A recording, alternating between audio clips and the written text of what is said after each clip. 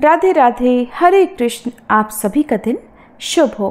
प्रिय श्रोताओं, आज आप सुनेंगे आश्विन मास महात्म्य के तीसरे दिन का अध्याय। आज दिनांक है 10 सितंबर और दिन है बुधवार, और आज आश्विन महीने के कृष्ण पक्ष की संकष्टी चतुर्थी भी है, और आज भद्रा भी लग रही है, जिसका वास मृत्युलोक में रहेगा। और ये भद्रा पूजा पाठ या हवन संबंधी कार्यों के लिए अशुभ मानी जाएगी। अगर आप इस बारे में जानना चाहते हो तो इसकी वीडियो हमारे चैनल पर अलग से अपलोडेड है, आप देख लीजिएगा। आज हम कथा का शुभारंभ करेंगे बुधवार की कथा से। बहुत समय पहले की बात है कि एक साहूकार का नया नया विवाह हुआ था। उसकी पत्नी अपने मायके गई हुई थी। नया नया विवाह था, नई नई उमंग थी। साहूकार का परिवार भी कुछ खास बड़ा नहीं था। जो भी रिश्तेदार थे उनके घर बहुत दूर थे। अब साहूकार को अकेलापन खाए जा रहा था। उससे रहा नहीं गया और वह जा पहुंचा अपनी ससुराल। ससुराल में उसकी खूब आवभगत हुई। अगले ही दिन साहूकार ने कह दिया कि विदाई की तैयारी कर लीजिए, हमें निकलना है।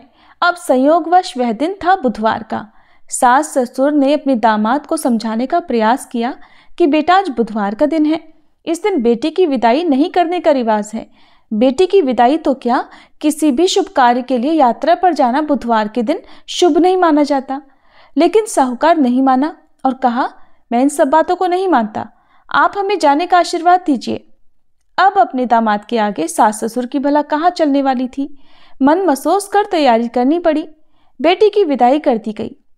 आगे चलते चलते रास्ते में साहूकार की पत्नी को जोर की प्यास लगी।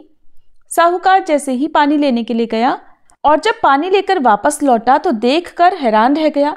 उसने देखा कि उसकी ही हमशक्ल कोई व्यक्ति गाड़ी में पत्नी की बगल में बैठा हुआ है। उसकी पत्नी भी एक शक्ल के दो व्यक्तियों को सामने देखकर परेशानी में पड़ गई कि उसका पति कौन सा है। जैसे ही साहूकार ने पत्नी के पास बैठे व्यक्ति से पूछा कि वह कौन है, तो पलटकर उसने जवाब दिया कि भैया, मैं तो उस नगर का साहूकार हूँ और अपनी पत्नी को लेकर जा रहा हूँ। तुम बताओ तुम कौन हो और मेरी पत्नी पर तुम अपना अधिकार क्यों जमा रहे हो। ऐसे बहस करते करते दोनों में विवाद बढ़ गया। विवाद को देखते हुए राज्य के सिपाही वहां पहुंचे और साहूकार को पकड़ लिया। अब सिपाही भी चक्कर में पड़ गए कि दोनों की शक्ल सूरत तो एक समान है। उन्होंने साहूकार की पत्नी से ही पूछा कि बताओ, इसमें से तुम्हारा पति कौन सा है। अब बेचारी भला वह क्या जवाब देती। तब साहूकार ने हाथ जोड़ लिए और भगवान से विनती की कि हे भगवान, ये आपकी क्या माया है। तभी आकाशवाणी हुई कि मूर्ख, याद कर, कुछ समय पहले तूने ही तो अपने सास ससुर की आज्ञा न मानकर भगवान बुद्ध का अपमान किया और बुधवार के दिन तू अपनी पत्नी को लेकर चल पड़ा, जबकि तुझे इस दिन नहीं जाना चाहिए था। ये स्वयं बुद्धदेव हैं जो तुम्हें सबक सिखाने के लिए तुम्हारे वेश में हैं। तब साहूकार ने सच्चे मन से क्षमा मांगी और भविष्य में कभी ऐसा न करने का वचन भी दिया और बुधवार को नियम पूर्वक व्रत पालन करने का संकल्प लिया। तब जाकर साहूकार के रूप में प्रकट हुए बुद्ध देवता अंतर्ध्यान हो गए और साहूकार अपनी पत्नी को लेकर घर जा सका। इस घटना के बाद साहूकार और उसकी पत्नी दोनों नियमित रूप से बुधवार का व्रत पालन करने लगे। मान्यता है कि जो भी व्यक्ति इस कथा को कहता या सुनता है, पढ़ता है, उसे बुधवार के दिन यात्रा करने पर भी कोई दोष नहीं लगता और समस्त सुखों की भी प्राप्ति होती है। बुध ग्रह की शांति और सर्व सुख के इच्छुक स्त्री पुरुष बुधवार के दिन इस व्रत को कर सकते हैं। ज्ञान, बुद्धि, कार्य, व्यापार आदि में उन्नति के लिए भी बुधवार का व्रत बहुत ही शुभ और फलदायी माना जाता है। आज के दिन बुद्ध देवता के साथ साथ भगवान गणेश जी की पूजा का भी विधान है। ये थी बुधवार व्रत कथा। अब सुनिए आज का अध्याय। श्री हरि कहते हैं, हे देवी, आप सब लोगों द्वारा सम्मानित 5वें अध्याय का महात्म्य संक्षेप से बतलाता हूँ, ध्यान पूर्वक सुनो। मद्र देश में पुरुकुत्सपुर नामक एक नगर है। उसमें पिंगल नामक एक ब्राह्मण रहा करता था। वह वेद पाठी ब्राह्मणों के विख्यात वंश में जो सर्वथा निष्कलंक था उत्पन्न हुआ था, किंतु अपने कुल के लिए उचित वेद शास्त्रों के स्वाध्याय को छोड़कर ढोल आदि बजाते हुए उसने नाच गान में मन लगा लिया। गीत, नृत्य और बाजा बजाने की कला में खूब मेहनत करके उसने प्रसिद्धि प्राप्त कर ली और उसी से उसका राजभवन में भी प्रवेश हो गया। अब वो राजा के साथ रहने लगा और पराई स्त्रियों को बुला बुलाकर उनका उपभोग करने लगा। स्त्रियों के सिवा और कहीं उसका मन लगता ही नहीं था। धीरे धीरे अभिमान बढ़ जाने से उच्छृंखल होकर वह एकांत में राजा से दूसरों के दोष बतलाने लगा। पिंगल की एक पत्नी थी जिसका नाम था अरुणा, और वो नीच कुल में उत्पन्न हुई थी और कामी पुरुषों के साथ विहार करने की इच्छा से सदा उन्हीं की खोज में घूमा करती थी। उसने पति को अपने मार्ग का कांटा समझकर एक दिन आधी रात में घर के भीतर ही उसका सिर काटकर मार डाला और उसकी लाश को जमीन में गाड़ दिया। इस प्रकार प्राणों से वियुक्त होने पर वह यमलोक में जा पहुंचा और भीषण नरकों का उपभोग करके निर्जन वन में गिद्ध बना। अरुणा भी भगंदर रोग से अपने सुंदर शरीर को त्याग कर घोर नरक भोगने के बाद उसी वन में शुकी हो गई।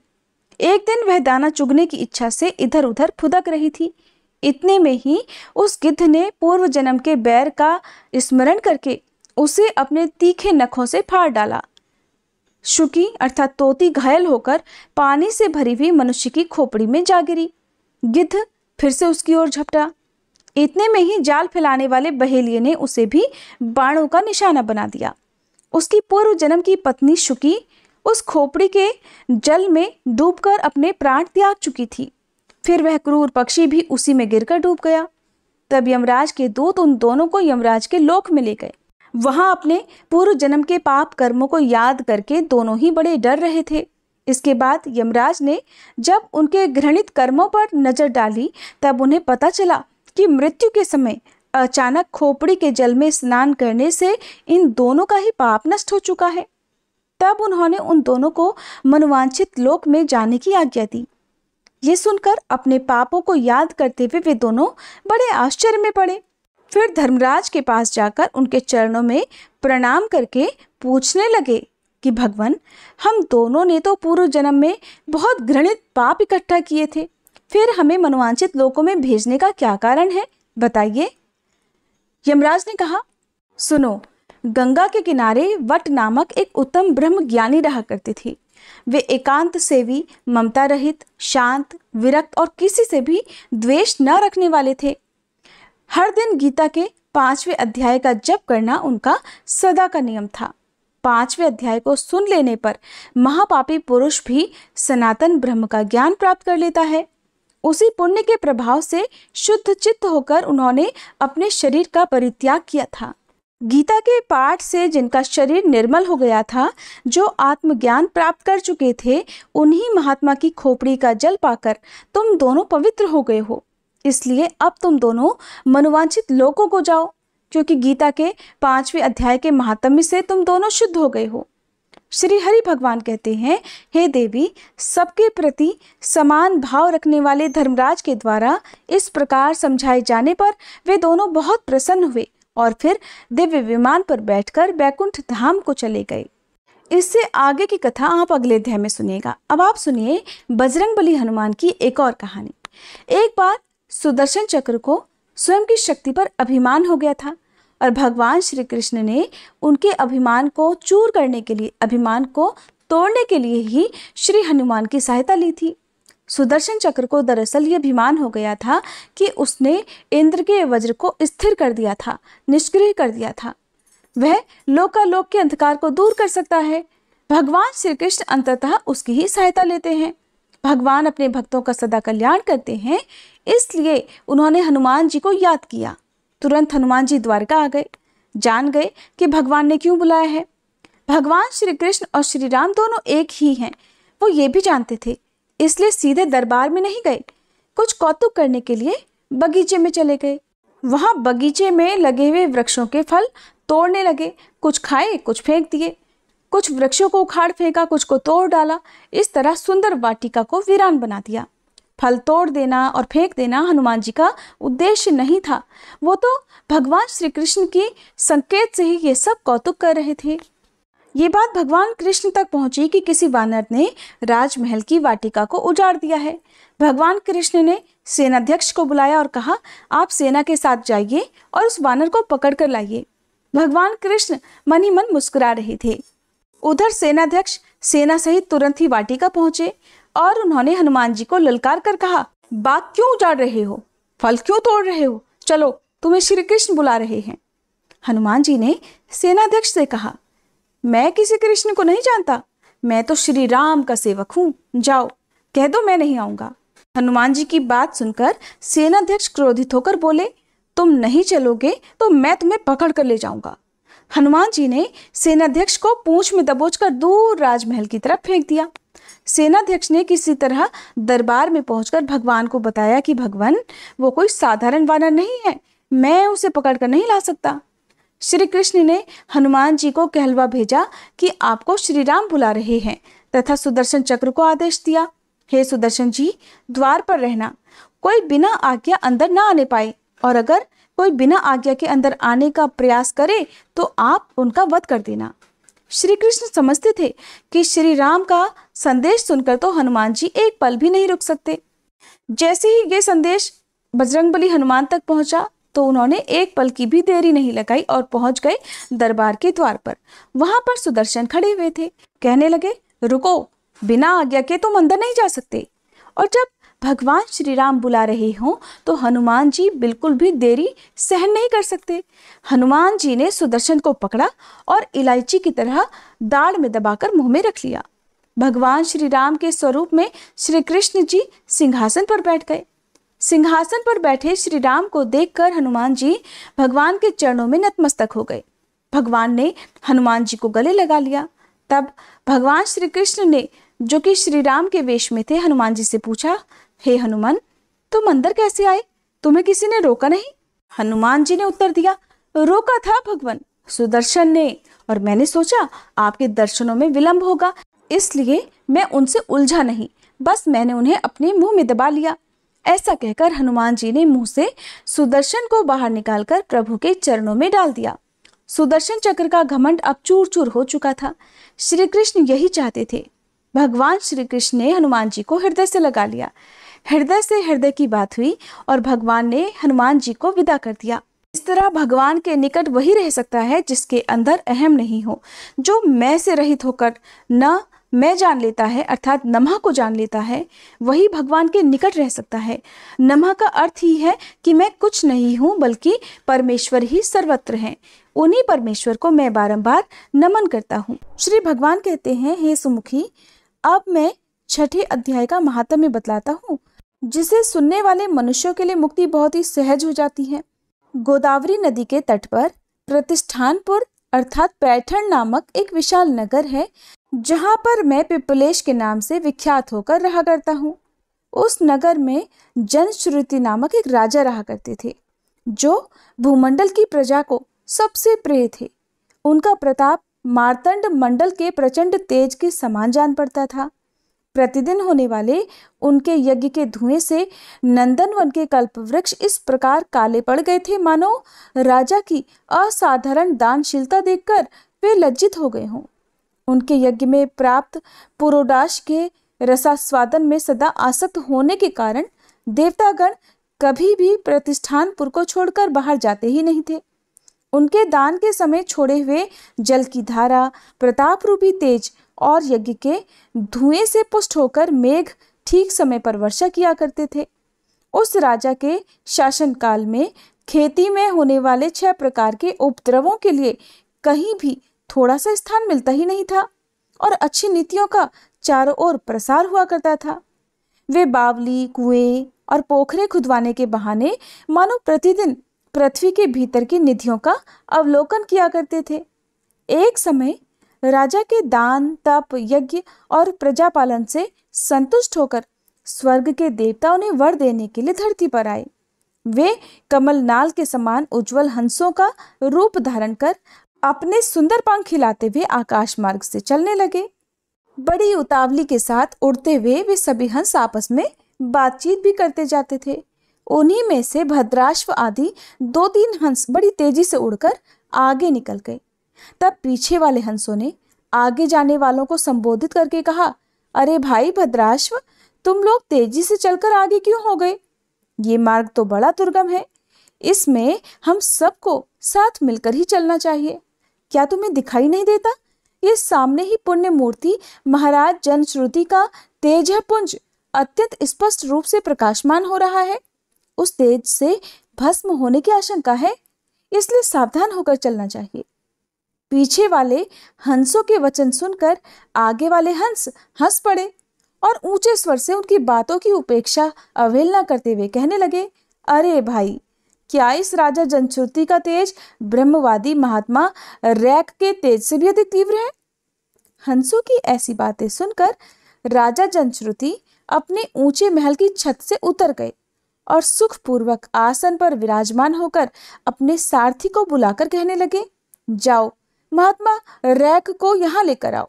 राजा का ये अमृत के समान वचन सुनकर मह नामक सारथी बहुत प्रसन्न हुआ और नगर से बाहर निकल गया। सबसे पहले उसने मुक्तिदायिनी काशीपुरी की यात्रा की। उसके बाद जहां जगत के स्वामी भगवान विश्वनाथ मनुष्यों को उपदेश दिया करते हैं, उसके बाद वह गया क्षेत्र में पहुंचा, जहां प्रफुल्ल नेत्रों वाले भगवान गदाधर संपूर्ण लोगों का उद्धार करने के लिए निवास किया करते हैं। इसके बाद नाना प्रकार के तीर्थों में भ्रमण करता हुआ वह सारथी पापनाशिनी मथुरापुरी में पहुंच गया। ये भगवान श्री कृष्ण का आदि स्थान है, जो परम महान और मोक्ष प्रदान करने वाला है। वेद और शास्त्रों में वह तीर्थ त्रिभुवनपति भगवान गोविंद के अवतार स्थान के नाम से प्रसिद्ध है। नाना प्रकार के देवता और ब्रह्म ऋषि उसका दर्शन सेवन किया करते हैं। मथुरा नगर कालिंदी अर्थात यमुना के किनारे शोभा पाता है। उसकी आकृति अर्धचंद्र के समान लगती है। वह सब तीर्थों के निवास से परिपूर्ण है। परम आनंद प्रदान करने के कारण बहुत सुंदर लगता है। गोवर्धन पर्वत के होने से मथुरा मंडल की शोभा और भी बढ़ गई। वह पवित्र वृक्षों और लताओं से घिरा हुआ है। उसमें 12 वन हैं। वह परम पुण्यमय तथा सबको विश्राम देने वाले श्रुतियों के सारभूत भगवान श्री कृष्ण की आधार भूमि है। इसके बाद मथुरा से पश्चिम और उत्तर दिशा की ओर बहुत दूर तक जाने पर सारथी को काश्मीर नामक नगर दिखाई दिया, जहां शंख के समान उज्जवल गगनचुंबी महल की पंक्तियां भगवान शंकर के अट्टहास की तरह शोभा पाती हैं, जहां ब्राह्मणों के शास्त्रीय आलाप सुनकर मूक मनुष्य भी सुंदर वाणी और पदों का उच्चारण करते हुए देवता के समान हो जाया करते हैं, जहां निरंतर होने वाले यज्ञ धूम से व्याप्त होने के कारण आकाश मंडल मेघों से धुलते रहने पर भी अपनी कालिमा नहीं छोड़ता, जहां उपाध्याय के पास आकर छात्र जन्मकालीन अभ्यास से ही सारी कलाएं स्वतः ही पढ़ लेते हैं, तथा जहां माणिक्येश्वर नाम से प्रसिद्ध भगवान चंद्रशेखर देहधारियों को वरदान देने के लिए नित्य निवास किया करते हैं। कश्मीर के राजा माणिक्येश ने दिग्विजय में समस्त राजाओं को जीतकर भगवान शिव का पूजन किया था। तभी से उनका नाम माणिक्येश्वर हो गया था। उन्हीं के मंदिर के दरवाजे पर महात्मा रैक एक छोटी सी गाड़ी पर बैठे और अपने अंगों को खुजलाते हुए वृक्ष की छाया में बैठे हुए थे। इसी अवस्था में सारथी ने उन्हें देखा। राजा के बताए हुए भिन्न भिन्न चिन्हों से उसने शीघ्र ही राजा रैक को पहचान लिया। तब उनके चरणों में प्रणाम करके सारथी कहने लगा, हे ब्राह्मण, आप किस स्थान पर रहते हैं? आपका पूरा नाम क्या है? आप तो सदा स्वच्छंद विचरने वाले हैं, फिर आप यहाँ किस लिए ठहरे हुए हैं? और इस समय आपका क्या करने का विचार है, कृपया बताइए। सारथी के ऐसे वचन सुनकर परम आनंद में निमग्न महात्मा रैक ने कुछ सोचकर उससे कहा, यद्यपि हम पूर्ण काम हैं, हमें किसी वस्तु की कोई आवश्यकता नहीं है, फिर भी कोई भी हमारी मनोवृत्ति के अनुसार परिचर्या कर सकता है। रैक के हार्दिक अभिप्राय को आदरपूर्वक ग्रहण करके सारथी धीरे से राजा के पास चल दिया। वहां पहुंचकर राजा को प्रणाम करके उसने हाथ जोड़कर सारा समाचार राजा को सुना दिया। उस समय स्वामी के दर्शन से सारथी के मन में बड़ी प्रसन्नता थी। सारथी के वचन सुनकर राजा के नेत्र आश्चर्य से चकित हो उठे। उनके हृदय में रैक का सत्कार करने की श्रद्धा जागृत हुई। उन्होंने 2 खच्चरियों से जुड़ती हुई एक गाड़ी लेकर यात्रा प्रारंभ कर दी। साथ ही मोती के हार, अच्छे अच्छे वस्त्र और 1 सहस्त्र गौवें भी साथ में ले ली। कश्मीर मंडल में महात्मा रैक जहां रहा करते थे, वहां पहुंचकर राजा ने सारी वस्तुएं उनके आगे निवेदित कर दी और पृथ्वी पर पड़कर साष्टांग प्रणाम किया महात्मा रैक अत्यंत भक्ति के साथ चरणों में पड़े हुए राजा जनश्रुति पर क्रोधित होकर बोले, रे क्षुद्र, तो दुष्ट राजा है, क्या तू मेरा वृतांत नहीं जानता? ये खच्चरियों से जुती हुई अपनी ऊंची गाड़ी लेकर जा। ये वस्त्र, ये मोतियों के हार और ये दूध देने वाली गौवें भी खुद ही ले जा। इस तरह आज्ञा देकर रैक ने राजा के मन में भय उत्पन्न कर दिया। तब राजा ने शाप के भय से महात्मा रैक के दोनों चरण पकड़ लिए और भक्तिपूर्वक कहने लगे, हे ब्राह्मण, मुझ पर प्रसन्न होइए। भगवान, आप में ये अद्भुत महात्म्य कैसे आया? प्रसन्न होकर मुझे ठीक ठीक बताइए। तब महात्मा रैक कहने लगे, राजन, मैं प्रतिदिन गीता के 6ठे अध्याय का जप करता हूँ। इसी से मेरी तेजो राशि देवताओं के लिए भी दुस्सह हो गई है। इसके बाद परम बुद्धिमान राजा जनश्रुति ने यत्नपूर्वक महात्मा रैक से गीता के 6ठे अध्याय का अभ्यास किया। इससे उन्हें मोक्ष की प्राप्ति हुई।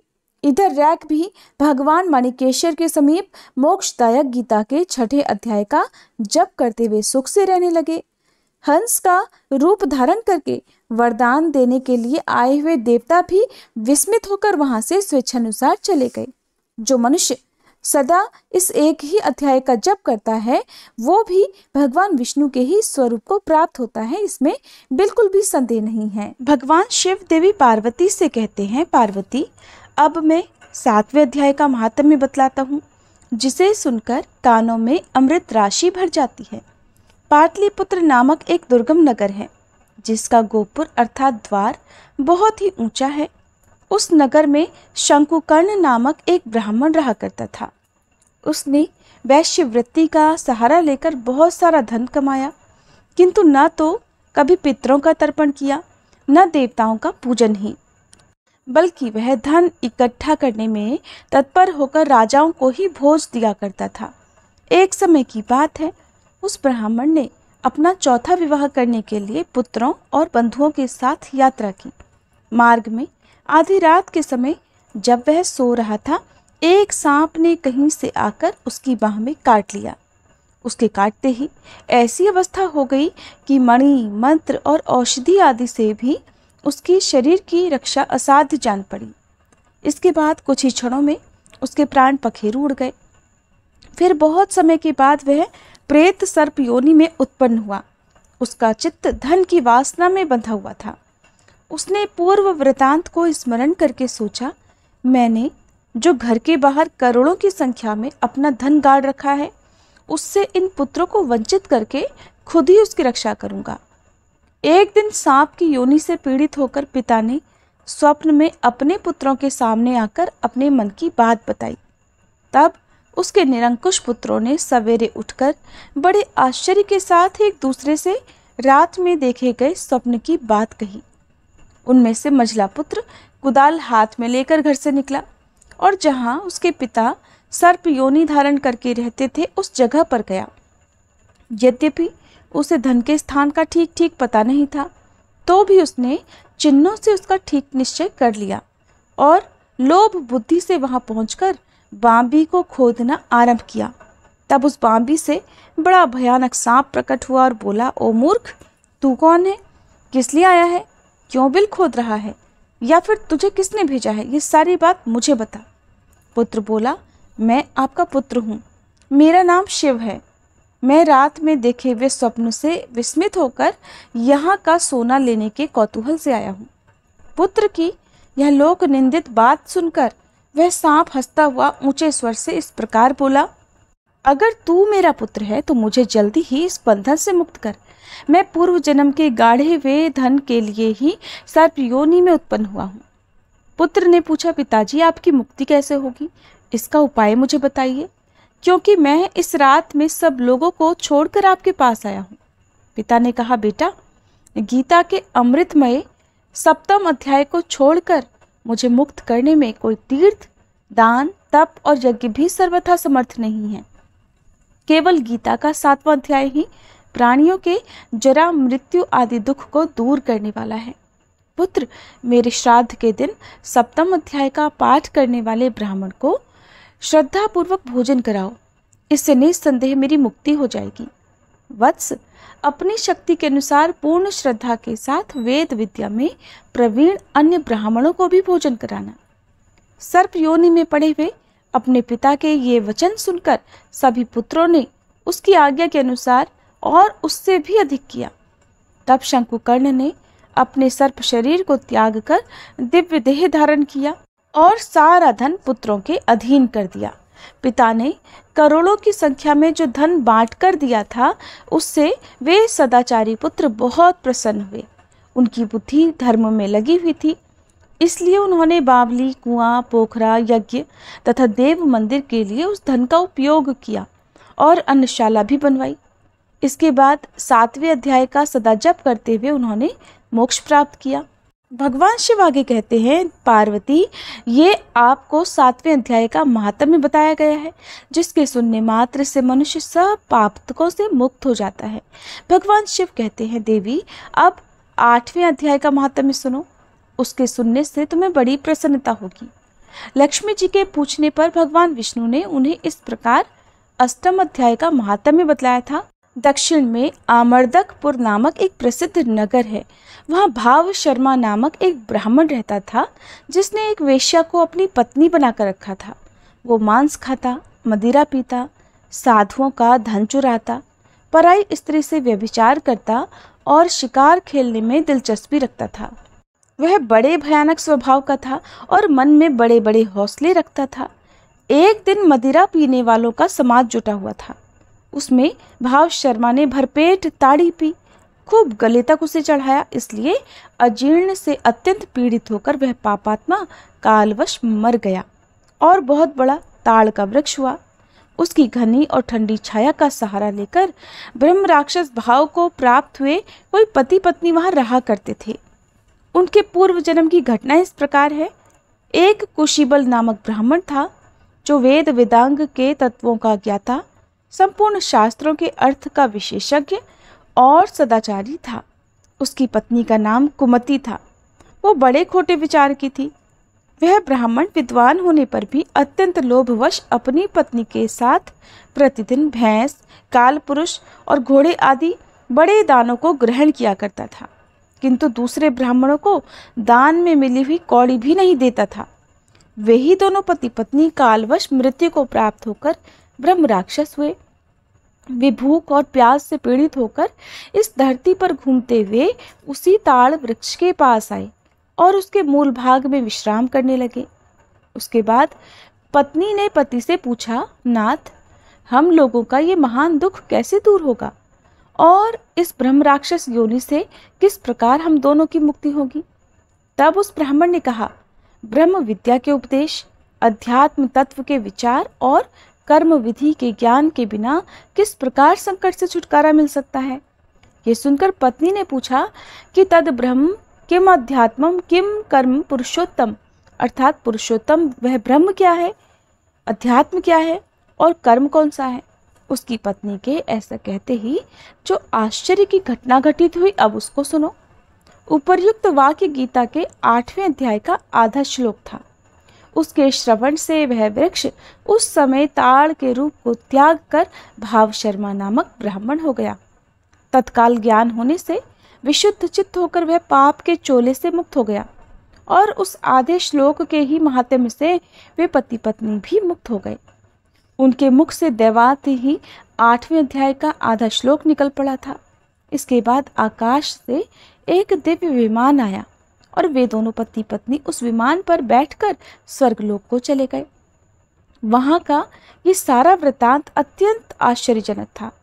उसके बाद उस बुद्धिमान ब्राह्मण भाव शर्मा ने आदर पूर्वक उस आधे श्लोक को लिखा और देव देव जनार्दन की आराधना करने की इच्छा से वह मुक्तिदायिनी काशीपुरी में चला गया।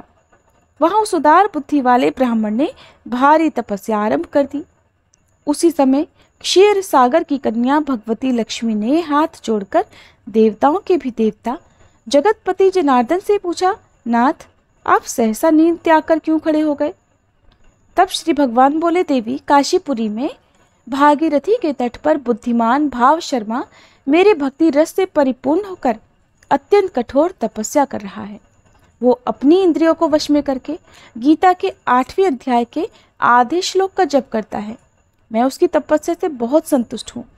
बहुत देर से उसकी तपस्या के अनुरूप फल का विचार कर रहा हूँ। प्रिय, इस समय वह फल देने को मैं उत्कंठित हूँ। देवी पार्वती जी ने भगवान शिव से पूछा, भगवान, श्री हरि सदा प्रसन्न होने पर भी जिसके लिए चिंतित हो उठे थे, उस भगवत भक्त भाव शर्मा ने कौन सा फल प्राप्त किया? तब श्री भगवान बोले, देवी, द्विज श्रेष्ठ भाव शर्मा प्रसन्न हुए भगवान विष्णु के प्रसाद को पाकर आत्यांतिक सुख अर्थात मोक्ष को प्राप्त हुआ, और उसके अन्य वंशज भी जो नरक यातना में पड़े थे, उसी के शुभ कर्म से भगवत धाम को प्राप्त हुए। पार्वती, ये 8वें अध्याय का महात्म्य थोड़े में ही तुम्हें बताया है, इस पर सदा विचार करते रहना चाहिए। महादेव जी कहते हैं, हे पार्वती, अब मैं आदर पूर्वक 9वें अध्याय के महात्म्य का वर्णन करूंगा, तुम स्थिर होकर सुनो। नर्मदा के तट पर महिष्मती नाम की एक नगरी है। वहां माधव नाम के एक ब्राह्मण रहते थे, जो वेद वेदांगों के तत्वज्ञ और समय समय पर आने वाले अतिथियों के प्रेमी थे। उन्होंने विद्या के द्वारा बहुत धन कमाकर एक महान यज्ञ का अनुष्ठान आरंभ किया। उस यज्ञ में बलि देने के लिए एक बकरा मंगाया गया। जब उसके शरीर की पूजा हो गई, तब सबको आश्चर्य में डालते हुए उस बकरे ने हंसकर बड़े ऊंचे स्वर से कहा, हे ब्राह्मण, इन बहुत से यज्ञों द्वारा क्या लाभ है? इनका फल तो नष्ट हो जाने वाला है, और ये जन्म, जरा और मृत्यु के भी कारण है। ये सब करने पर भी मेरी जो वर्तमान दशा है, इसे देख लो। बकरे के इस अत्यंत कौतूहलजनक वचन को सुनकर यज्ञ मंडप में रहने वाले सभी लोग बहुत आश्चर्यचकित हुए। तब वे यजमान ब्राह्मण हाथ जोड़कर अपलक नेत्रों से देखते हुए बकरे को प्रणाम करके श्रद्धा और आदर के साथ पूछने लगे। ब्राह्मण बोले, आप किस जाति के थे? आपका स्वभाव और आचरण कैसा था? और किस कर्म से आपको बकरे की योनि प्राप्त हुई? ये सब मुझे बताइए। तब वह बकरा बोला, हे ब्राह्मण, मैं पूर्व जन्म में ब्राह्मणों के अत्यंत निर्मल कुल में उत्पन्न हुआ था। समस्त यज्ञों का अनुष्ठान करने वाला और वेद विद्या में प्रवीण था। एक दिन मेरी पत्नी ने भगवती दुर्गा की भक्ति भाव से विनम्र होकर अपने बालक के रोग की शांति के लिए बलि देने के लिए मुझसे एक बकरा मांगा। जब देवी चंडिका के मंदिर में वह बकरा मारा जाने लगा, उस समय उसकी माता ने मुझे शाप दिया, ओ ब्राह्मणों में नीच, पापी, तू मेरे बच्चे का वध करना चाहता है, इसलिए तू भी बकरे की योनि में जन्म लेगा। ब्राह्मण, तब कालवश मृत्यु को प्राप्त होकर मुझे बकरे की योनि प्राप्त हुई। यद्यपि मैं पशु योनि में पड़ा हुआ हूँ, तब भी मुझे अपने पूर्व जन्मों का स्मरण बना हुआ है। हे ब्राह्मण, अगर आपको सुनने की इच्छा हो तो मैं एक और भी आश्चर्य की बात बताता हूँ। कुरुक्षेत्र नाम का एक नगर है जो मोक्ष प्रदान करने वाला है। वहां चंद्र शर्मा नामक एक सूर्यवंशी राजा राज्य किया करते थे। एक समय जबकि सूर्य ग्रहण लगा हुआ था, राजा ने बड़ी श्रद्धा के साथ काल पुरुष का दान करने की तैयारी की। उन्होंने वेद वेदांगों के पारगामी एक विद्वान ब्राह्मण को बुलवाया और पुरोहित के साथ वे तीर्थ के पावन जल से स्नान करने को चल दिए। तीर्थ के पास पहुंचकर राजा ने स्नान किया और 2 वस्त्र धारण किए। फिर पवित्र और प्रसन्नचित होकर उन्होंने श्वेत चंदन लगाया और बगल में खड़े हुए पुरोहित का हाथ पकड़कर तत्कालोचित मनुष्यों से घिरे हुए अपने स्थान पर लौट आए। आने पर राजा ने यथोचित विधि से भक्तिपूर्वक ब्राह्मण को काल पुरुष का दान किया। तब काल पुरुष का हृदय चीरकर उसमें से पापात्मा चांडाल प्रकट हो गया। फिर थोड़ी देर के बाद निंदा भी चांडाली का रूप धारण करके काल पुरुष के शरीर से निकली और ब्राह्मण के पास आ गई।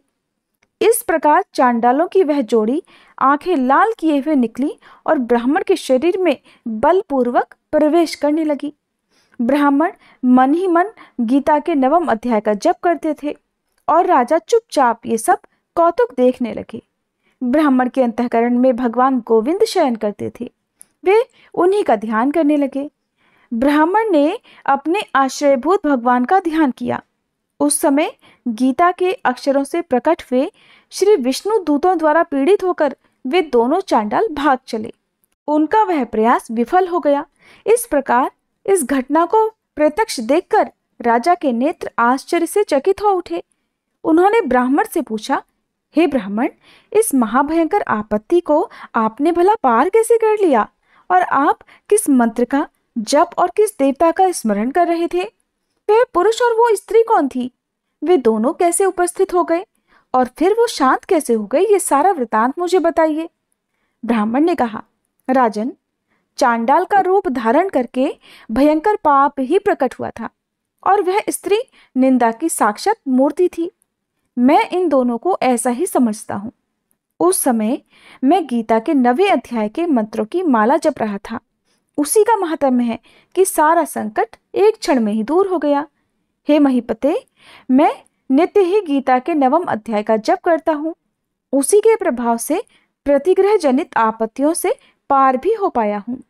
ये सुनकर राजा ने उसी ब्राह्मण से गीता के 9वें अध्याय का अभ्यास किया और फिर वे दोनों ही मोक्ष को प्राप्त हो गए। ये कथा सुनकर ब्राह्मण ने भी बकरे को बंधन से मुक्त कर दिया और गीता के अभ्यास से परम गति को प्राप्त किया। भगवान शिव कहते हैं, हे सुंदरी, अब तुम 10वें अध्याय के महात्म्य की पावन कथा भी सुनो, जो कि स्वर्ग रूपी दुर्ग में जाने के लिए सुंदर सोपान और प्रभाव की चरम सीमा है। काशीपुरी में धीर बुद्धि नाम से विख्यात एक ब्राह्मण था, जो मुझ में नंदी के समान भक्ति रखा करता था। वह पावन कीर्ति के अर्जन में तत्पर रहने वाला, शांतचित्त और हिंसा, कठोरता और दुस्साहस से सदा दूर रहने वाला था। जितेंद्रिय होने के कारण वह निवृत्ति मार्ग में ही स्थित रहा करता। उसने वेद रूपी समुद्र का पार पा लिया था। वह संपूर्ण शास्त्रों के तात्पर्य का ज्ञाता था और उसका मन सदा मेरे ध्यान में ही लीन रहा करता था। वह मन को अंतरात्मा में लगाकर सदा आत्म तत्व का साक्षात्कार किया करता था। इसलिए जब वो चलने लगता था तो मैं प्रेमवश उसके पीछे दौड़ दौड़कर उसे हाथ का सहारा दिया करता था। ये देखकर मेरे पार्षद भृंगी ऋषि ने पूछा, हे भगवान, इस प्रकार भला किसने आपका दर्शन किया होगा और इस महात्मा ने कौन सा तप, होम अथवा जप किया है कि खुद आप ही पद पद पर इसे हाथ का सहारा देकर चलने लगते हैं? भृंगी ऋषि का ये प्रश्न सुनकर मैंने इस प्रकार उन्हें उत्तर दिया कि एक समय की बात है, कैलाश पर्वत के पार्श्व भाग में पुन्नाग वन के अंदर चंद्रमा की अमृतमय किरणों से धुली हुई भूमि में एक वेदी का सहारा लेकर मैं बैठा हुआ था।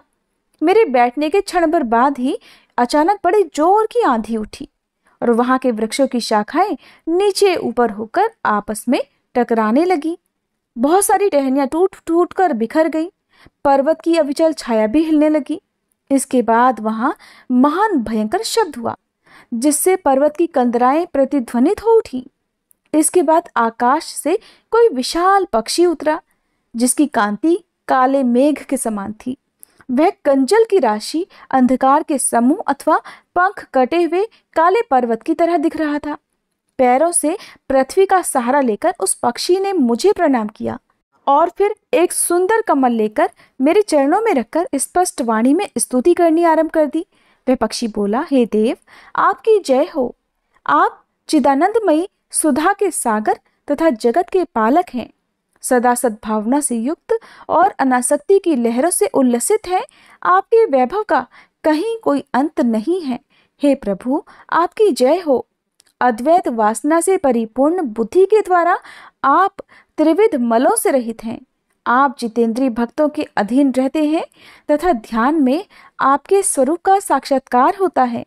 आप अविद्यामय उपाधि से रहित, नित्य मुक्त, निराकार, निरामय, असीम, अहंकार शून्य, आवरण रहित और निर्गुण हैं। आपके चरण कमल शरणागत भक्तों की रक्षा करने में प्रवीण हैं। अपने भयंकर ललाट रूपी महासर्प की विष ज्वाला से आपने कामदेव को भस्म किया है। हे महादेव, आपकी जय हो। आप प्रत्यक्ष आदि प्रमाणों से दूर होते हुए भी प्रमाण स्वरूप हैं। आपको मेरा बारंबार नमस्कार है। चैतन्य के स्वामी तथा त्रिभुवन रूपधारी आपको प्रणाम है। मैं श्रेष्ठ योगियों द्वारा चुंबित आपके उन चरण कमलों की वंदना करता हूँ, जो भव पाप के समुद्र से पार उतारने में अद्भुत शक्तिशाली है। महादेव, साक्षात बृहस्पति भी आपकी स्तुति करने की सामर्थ्य नहीं रख सकते। सहस्त्र मुखों वाले नागराज शेष में भी इतनी चातुरी नहीं कि वे आपके गुणों का वर्णन कर सके। फिर भला मेरे जैसी छोटी बुद्धि वाले पक्षी की तो बिसात ही क्या है। उस पक्षी के द्वारा किए हुए इस स्तोत्र को सुनकर मैंने उससे पूछा, विहंगम, तुम कौन हो और कहां से आए हो? तुम्हारी आकृति तो हंस जैसी है, मगर रंग कौवे का मिला है, और तुम जिस उद्देश्य को लेकर यहाँ आए हो जरा उसे बताओ। तब वह पक्षी बोला, देवेश, मुझे ब्रह्मा जी का हंस जानिए। हे धूर्जटे, जिस कर्म से मेरे शरीर में इस समय कालिमा आ गई है उसे सुनिए। प्रभु, यद्यपि आप सर्वज्ञ हैं और आपसे कोई भी बात छुपी नहीं है, आप सब कुछ जानते हैं, फिर भी जब आप पूछ रहे हैं तो मैं बतलाता हूँ। सौराष्ट्र अर्थात सूरत नगर के पास एक सुंदर सरोवर है जिसमें कमल लहलहाते थे। उसी में से बाल चंद्रमा के टुकड़े जैसे श्वेत मृणालों के ग्रास लेकर मैं बड़ी तेजी गति से आकाश में उड़ रहा था। उड़ते उड़ते अचानक वहां से पृथ्वी पर गिर पड़ा। जब होश में आया और अपने गिरने का कोई कारण ना देख सका तो मन ही मन सोचने लगा कि अहो, ये मुझ पर क्या आ पड़ा और आज मेरा पतन कैसे हो गया। पके हुए कपूर के समान मेरे श्वेत शरीर में कालिमा कैसे आ गई। इस प्रकार आश्चर्यचकित होकर मैं अभी सोच ही रहा था कि उस पोखरे के कमलों से मुझे ऐसी आवाज सुनाई दी, हंस उठो, मैं तुम्हें गिरने और काले होने का कारण बताती हूँ। फिर मैं उठकर उस सरोवर के बीचों बीच गया और वहां 5 कमलों से युक्त एक सुंदर कमलिनी को देखा। उसको प्रणाम करके मैंने परिक्रमा की और अपने पतन का सारा कारण पूछा। कमलिनी बोली, हे कलहंस, तुम आकाश मार्ग से मुझे लांघ कर गए हो। उसी पाप के कारण तुम्हें पृथ्वी पर गिरना पड़ा है और उसी के कारण तुम्हारे शरीर में कालिमा भी दिखाई देती है। तुम्हें गिरा देख मेरे हृदय में दया भर आई और अब जब मैं इस मध्यम कमल के द्वारा बोलने लगी हूँ उस समय मेरे मुख से निकली हुई सुगंध को सूंघकर 60,000 भंवरे स्वर्गलोक को प्राप्त हो गए हैं। पक्षीराज, जिस कारण मुझ में इतना वैभव, ऐसा प्रभाव आया है उसे बतलाती हूँ, सुनो। इस जन्म से पहले तीसरे जन्म में मैं इस पृथ्वी पर एक ब्राह्मण की कन्या के रूप में उत्पन्न हुई थी। उस समय मेरा नाम सरोज वदना था। मैं गुरुजनों की सेवा करती हुई सदा एकमात्र पातिव्रत्य के पालन में तत्पर रहती थी।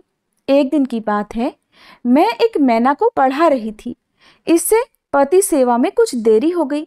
इससे पति देवता क्रोधित हो गए और उन्होंने मुझे शाप दे दिया कि पापिनी, तू मैना हो जा। मरने के बाद हालांकि मैं मैना ही हुई, फिर भी पातिव्रत्य की प्रसाद से मुनियों के ही घर में मुझे आश्रय मिला। किसी मुनि कन्या ने मेरा पालन पोषण किया। मैं जिनके घर में थी वे ब्राह्मण प्रतिदिन प्रातःकाल विभूति योग नाम से प्रसिद्ध गीता के 10वें अध्याय का पाठ किया करते थे और मैं उस पापहारी अध्याय को सुना करती थी। विहंगम, काल आने पर मैं मैना का शरीर छोड़कर 10वें अध्याय के महात्म्य से स्वर्गलोक में अप्सरा हुई और फिर मेरा नाम पद्मावती हुआ और मैं पद्मा की प्यारी सखी हो गई। फिर एक दिन मैं विमान से आकाश में विचरण कर रही थी। उस समय सुंदर कमलों से सुशोभित इस रमणीय सरोवर पर मेरी दृष्टि पड़ी और इसमें उतरकर जैसे ही मैंने जल क्रीड़ा आरंभ की, तुरंत ही दुर्वासा मुनि आ धमके। उन्होंने वस्त्रहीन अवस्था में मुझे देख लिया। उनके भय से मैंने स्वयं ही ये कमलिनी का रूप धारण कर लिया। मेरे दोनों पैर 2 कमल हुए, दोनों हाथ भी 2 कमल हो गए और शेष अंगों के साथ मेरा मुख भी एक कमल हो गया। इस प्रकार मैं 5 कमलों से युक्त हो गई। मुनिवर दुर्वासा ने मुझे देखा। उनके नेत्र क्रोधाग्नि से जल रहे थे। वे क्रोध में भरकर बोल उठे, पापिनी, तू इसी रूप में 100 वर्षों तक पड़ी रहे। और ऐसा शाप देकर वे क्षण भर में अंतर्ध्यान हो गए। कमलिनी होने पर भी विभूति योगाभ्यास के महात्म्य से मेरी वाणी लुप्त नहीं हुई है। मुझे लांघने मात्र के अपराध से तुम पृथ्वी पर गिरे हो। पक्षीराज, यहाँ खड़े हुए तुम्हारे सामने ही आज मेरे शाप की निवृत्ति हो रही है, क्योंकि आज मेरे 100 वर्ष पूरे हो गए। मेरे द्वारा गाए जाते हुए उस उत्तम अध्याय को तुम भी सुन लो। उसके सुनने मात्र से तुम भी आज ही मुक्त हो जाओगे। ऐसा कहकर पद्मिनी ने स्पष्ट और सुंदर वाणी में 10वें अध्याय का पाठ किया और वह मुक्त हो गई। उसे सुनने के बाद उसी के दिए हुए इस उत्तम कमल को लाकर मैंने आपको अर्पण किया है। इतनी कथा सुनाकर उस पक्षी ने अपना शरीर त्याग दिया। ये एक अद्भुत सी घटना हुई। वही पक्षी अब 10वें अध्याय के प्रभाव से ब्राह्मण कुल में उत्पन्न हुआ है। जन्म से ही अभ्यास होने के कारण शैशवावस्था से ही इसके मुख से सदा गीता के 10वें अध्याय का उच्चारण हुआ करता है। 10वें अध्याय के अर्थ चिंतन का ये परिणाम हुआ है कि ये सब भूतों में स्थित शंख चक्रधारी भगवान विष्णु का सदा ही दर्शन करता रहता है। इसकी स्नेहपूर्ण दृष्टि जब भी किसी देहधारी के शरीर पर पड़ जाती है तो वो चाहे शराबी और ब्रह्म हत्यारा ही क्यों ना हो, मुक्त हो जाता है। और पूर्व जन्म में अभ्यास किए हुए 10वें अध्याय के महात्म्य से इसको दुर्लभ तत्व ज्ञान भी प्राप्त है और इसने जीवन मुक्ति भी पाली है। इसलिए जब ये रास्ता चलने लगता है तो मैं इसे हाथ का सहारा देकर रहता हूँ। हे भृंगी ऋषि, ये सब 10वें अध्याय की ही महामहिमा है। हे पार्वती, इस प्रकार मैंने भृंगी ऋषि के सामने जो पापनाशक कथा कही थी वही यहाँ आपसे भी कही है।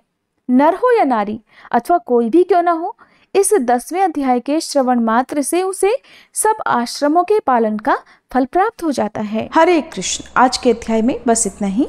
इसके आगे की कथा और महात्म्य आप सभी कल के अध्याय में जरूर सुनिएगा।